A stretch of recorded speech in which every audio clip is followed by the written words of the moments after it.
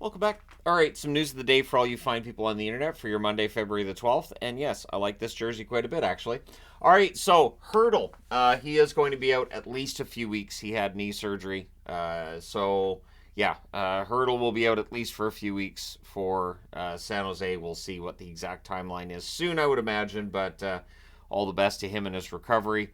His knee cartilage doesn't sound like a lot of fun, so hopefully he's able to come back 100% and good as new.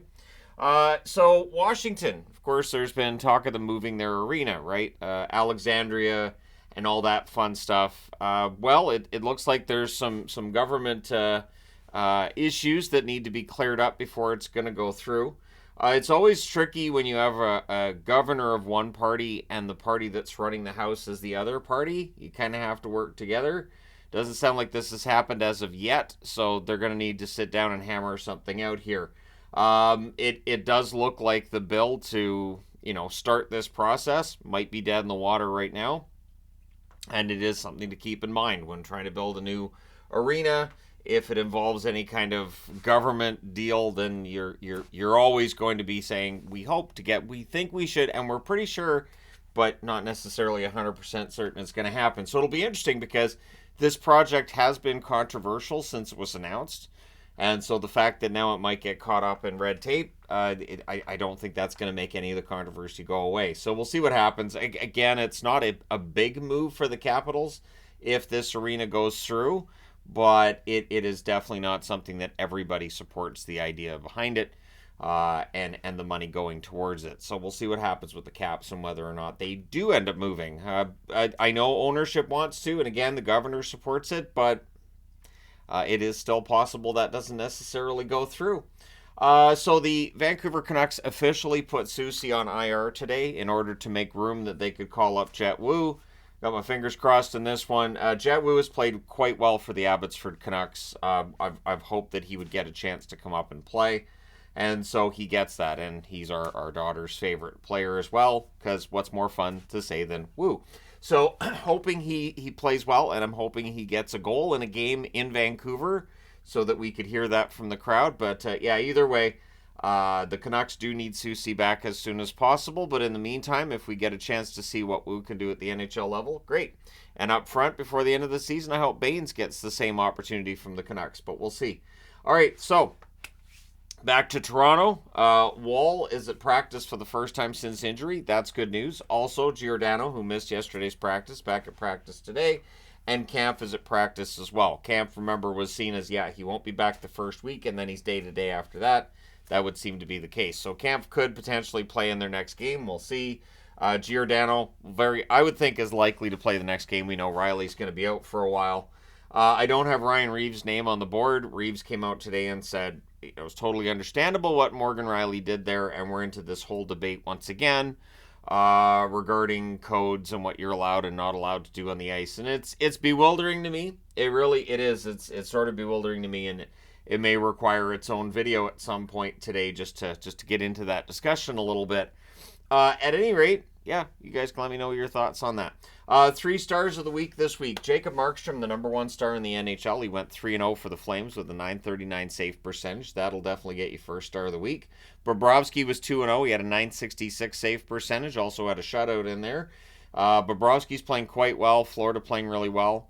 The 3rd star, Nick Suzuki. Great week for him with Montreal. 4 goals, 2 assists for 6 points in 3 games. Suzuki's been quite good. And Caulfield's point streak came to an end at 11 games yesterday. So Caulfield's been doing really well too. So there's your 3 stars this week. Let me know your thoughts on that. So Owen Power appears to have gotten hurt at practice this morning. It sounds like he got hurt trying to play the puck during a drill. Had his glove off, went over to talk to the trainer and exited. Report that he's having imaging done. We'll see. He may very well have just taken a puck to the hand. Hopefully it's not a big deal. But again, this is a Buffalo team that's already going to miss Samuelsson for the rest of the season if something were to happen to Owen Power. Their defense has been shaky at most of the time this year anyways, and it's not going to get better if you don't have Power on top of not having Samuelsson, so we'll see what Buffalo does. Logan Thompson is out tonight for Vegas with an illness, so they've called up Patera. My guess is Patera is backing up Aiden Hill. Hill's been fantastic, so I don't know that Thompson would necessarily have played if not ill. So, yeah, Patera is probably going to just be riding the pine, and Aiden Hill's going to be in the net doing what Aiden Hill does, and Minnesota's going to try their best, I would think, in order to solve that. But Hill's been excellent this season. Pittsburgh news. Jansen Harkins has a concussion, so that's not great news. Achari, of course, he's injured, he's skating, and he's making progress. Matt Nieto, there's no update with him as he's not back skating yet, so it's just been status quo with Matt Nieto. Pittsburgh is always dealing with injuries. The good news for them, I think, has been the fact that nobody who's part of their major core has been injured. But yeah, you're always going to be dealing with injuries if you're the Penguins. It feels like in all the years I've been doing these videos, the Penguins and injuries pretty common to report on. So the Ottawa Senators, the only team putting anybody on waivers today. Everybody waived yesterday, cleared. Zach McEwen is on waivers. So if your team needs a fourth liner who can drop the gloves, Zach McEwen can do that.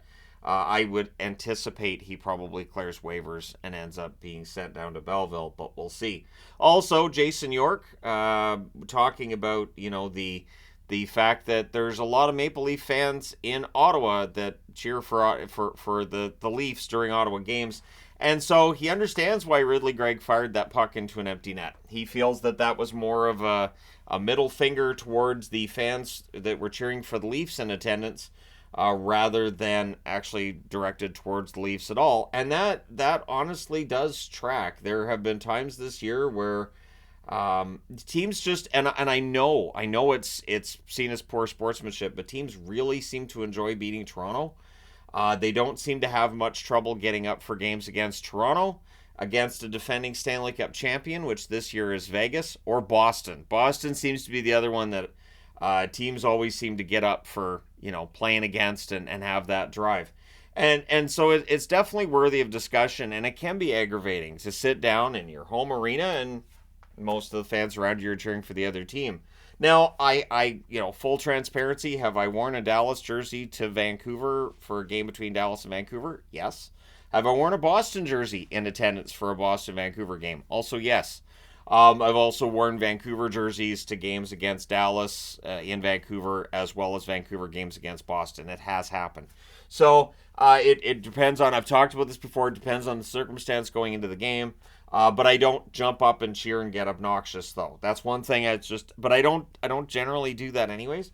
I do allow myself golf claps, sort of like quiet little golf claps. I do that, but or I might sort of go yay into my wife's ear because Yvonne's always right next to me. But I do understand why players would get frustrated. You go out there and majority of the crowd, it feels like, is against you. And anywhere Toronto goes in this country, and Montreal too, to be honest, you will have a large portion of that audience cheering for Toronto.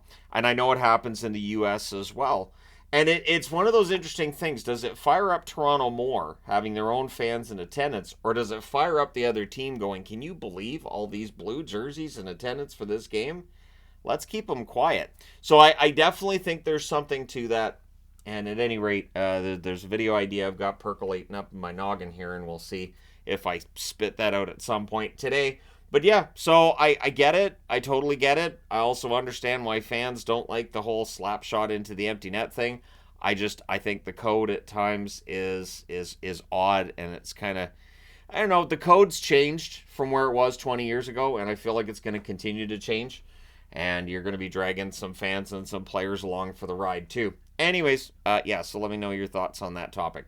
Nolan Stevens was waived yesterday. It was unconditional waivers for the Detroit Red Wings in order to terminate his contract, and that has happened, of course. Gavanke was waived by San Jose for that same purpose last week. And usually these are players that want to go over and play in Europe, so they go to their team and say, hey, can you waive me? Or it's just a situation where they're not getting the right amount of playing time. And so this is a situation where Nolan Stevens now is free to sign somewhere else.